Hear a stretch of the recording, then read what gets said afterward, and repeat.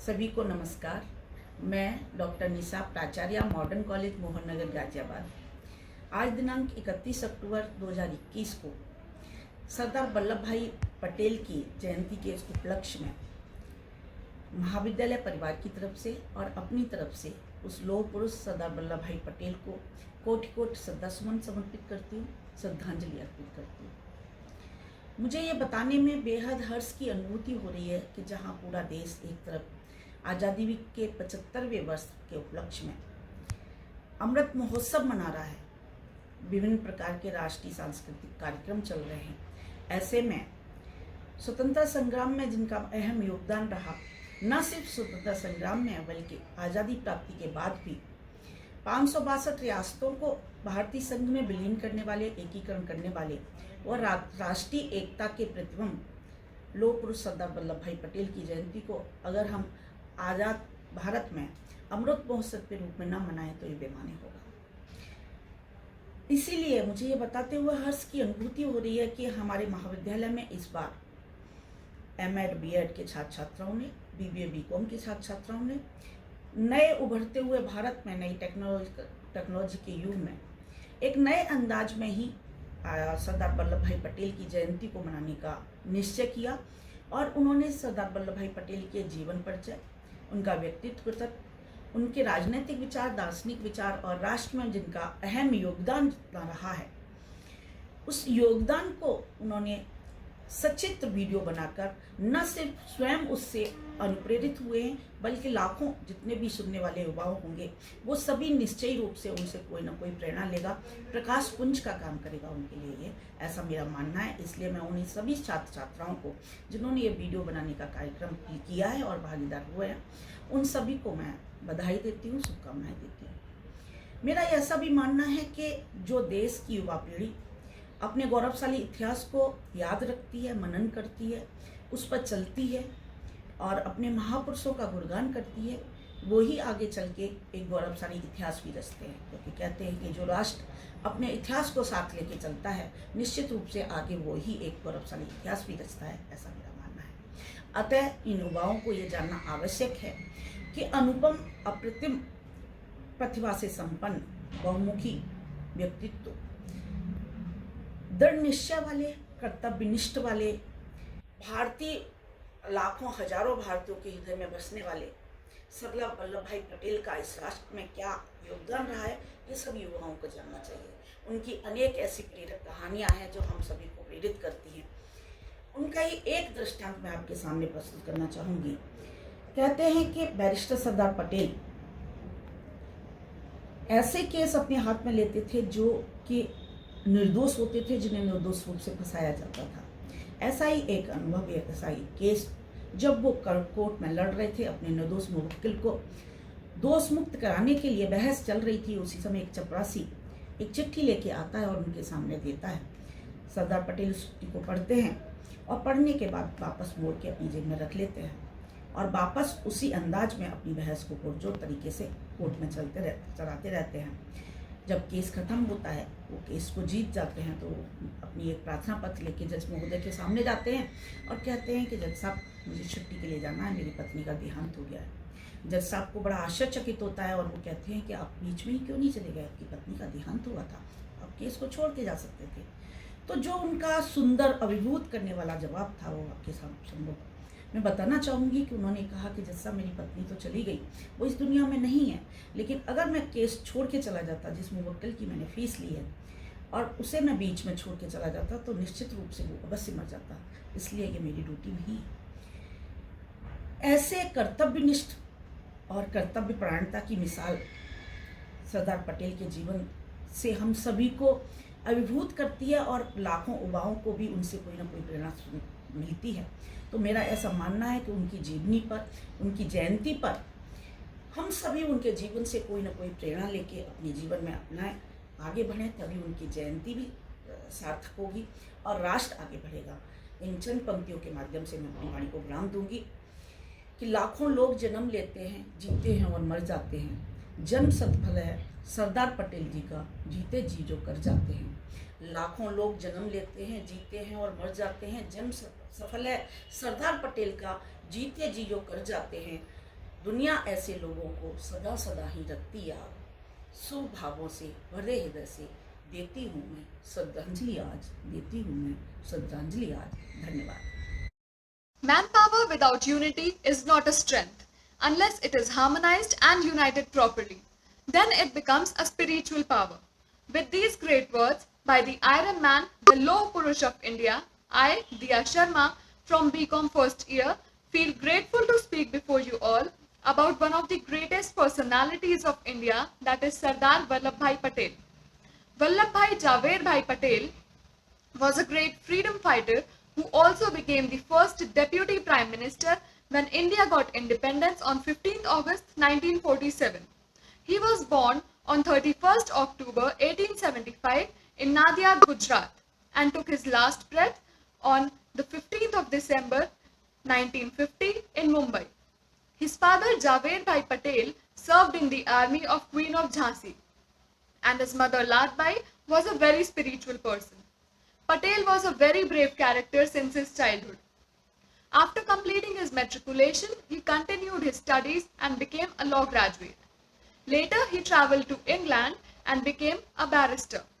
After returning back to India, he continued practicing his laws in Ahmedabad, Gujarat. He had great contribution towards India's freedom struggle. He also joined the Indian National Congress. One of his initial movements was the Satyagraha in Gujarat against the British atrocities. He also joined and actively volunteered in the Quit India movement in 1942, closely working with Mahatma Gandhi. Having resolved to follow and support Mahatma Gandhi, he changed his style and appearance. He changed his looks by wearing white clothes and eating in Indian manner. He also quit the Gujarat Club. He had great contribution towards uniting the people of India during India's freedom struggle. During this time, he was jailed many times, but his first and only objective was to expel out Britishers from India. His belief in unity in diversity and to stand united for the common cause of independence made the people call him the Iron Man of India. The people also called him Sardar Patel, which means Leader Patel, due to his leadership abilities and his abilities to connect to masses. His contribution towards India's independence was remarkable and immeasurable.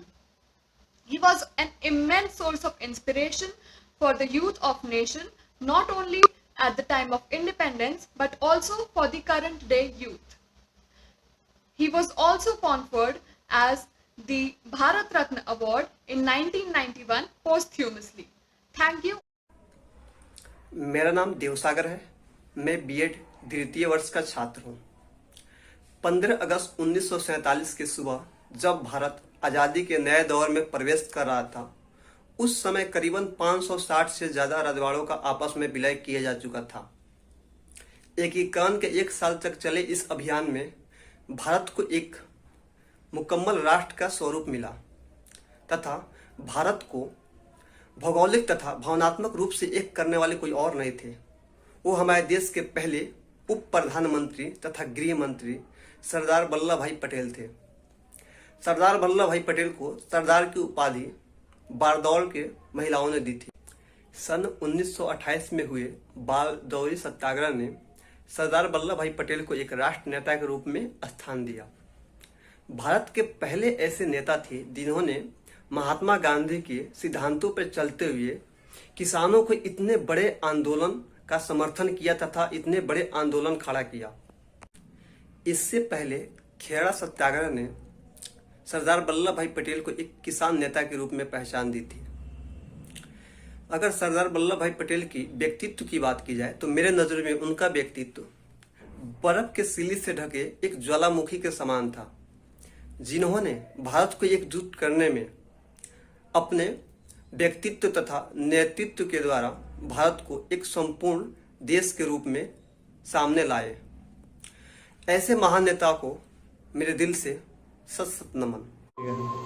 Respected principal ma'am and dear teachers and my friends, आज हम यहाँ पर राष्ट्रीय एकता दिवस के बारे में बात करेंगे। राष्ट्रीय एकता दिवस प्रतिवर्ष 31 अक्टूबर को पूरे देश में मनाया जाता है। इसकी शुरुआत केंद्र सरकार ने 31 अक्टूबर 2014 से किया था। इसे मनाए जाने के पीछे का मुख्य कारण पूरे देश में एकता का संदेश देना है। इस दिन सरदार पटेल को श्रद्धांजलि देते हैं क्योंकि उन्होंने भारत की एकता और अखंडता को बनाने में अपना पूरा जीवन समर्पित कर दिया था।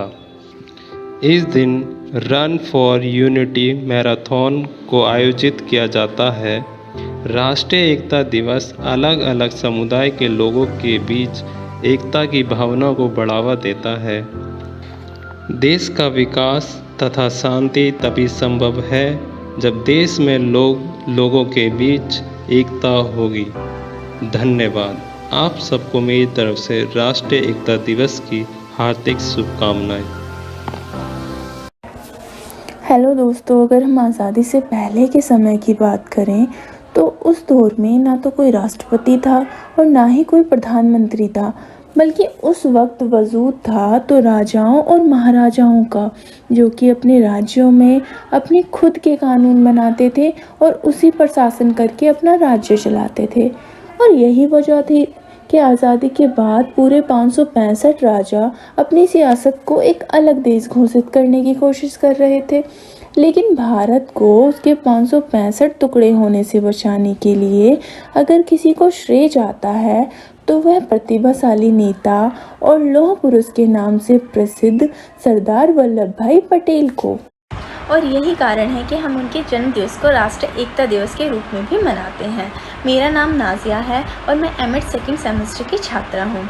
आइए चलिए जानते हैं सरदार वल्लभ भाई पटेल जी के कहे हुए कुछ अनमोल वचन। उनका कहना था, कभी कभी मनुष्य की जो अच्छाइयाँ होती हैं वो उसके मार्ग में बाधक बन जाती हैं।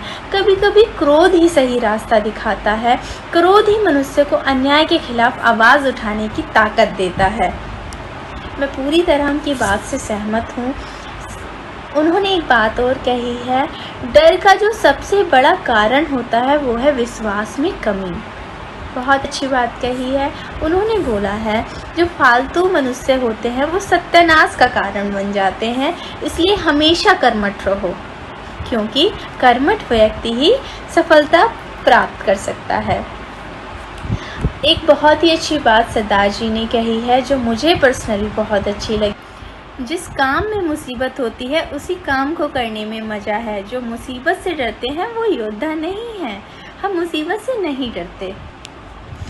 दूसरी, उन्होंने इतनी अच्छी बात कही है, जिनके पास शस्त्र चलाने का हुनर है लेकिन वो फिर भी उसे म्यान में रखते हैं, असल में वो ही अहिंसा के पुजारी हैं।